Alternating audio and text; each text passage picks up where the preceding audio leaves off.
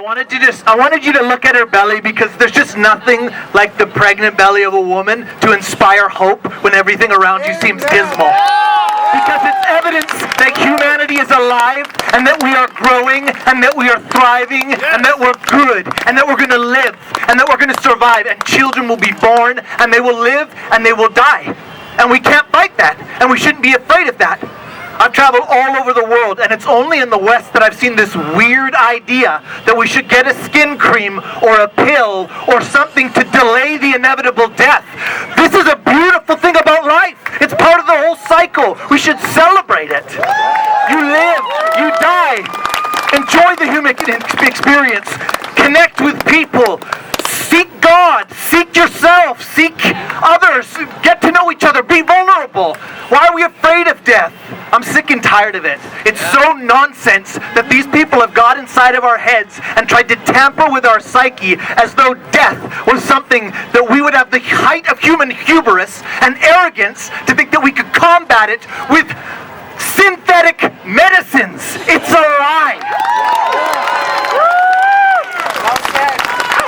If you need to travel a little bit more, if you need to get cultured a little bit more, if you need to round out your humanity, you will see beautiful cultures all over Eastern Asia, all over Africa, all over Eastern Europe. People that understand death, people that bring their elders into their homes, people that don't run to pharmaceuticals to answer every question that can only be answered by God. We have been lost. I'm here to represent the other half of Susan's balanced temperament. So I'll represent the person who's like, yes, I agree with everything that she's saying, but also let's get a little pissed and do something now.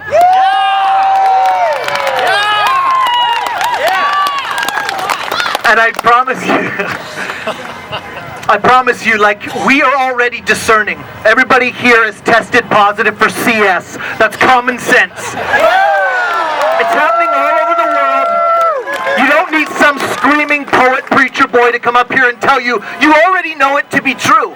Your heart, your soul, your mind looks around and you wonder to yourself, how many generations have my children and my children's children been locked into this cycle of war and profit? And who are the economists at the head of this hierarchy that we need to come to with some of the questions and concerns we have about what they're telling us we have to put inside of our bloodstreams? This should infuriate you, like it infuriates me. And if you're having trouble finding the words to articulate your fury, I got lots of words. I'll come up with them for you. Yes! But I want to also talk about hope, because Susan was so right, and she in her practice over all of these years has sat with people who have been diagnosed with all kinds of chemical imbalances and words for fear. It manifests itself in different ways, and it gives itself clever psychiatric diagnoses like anxiety and chemical imbalance or limbic system issues. It is what it is.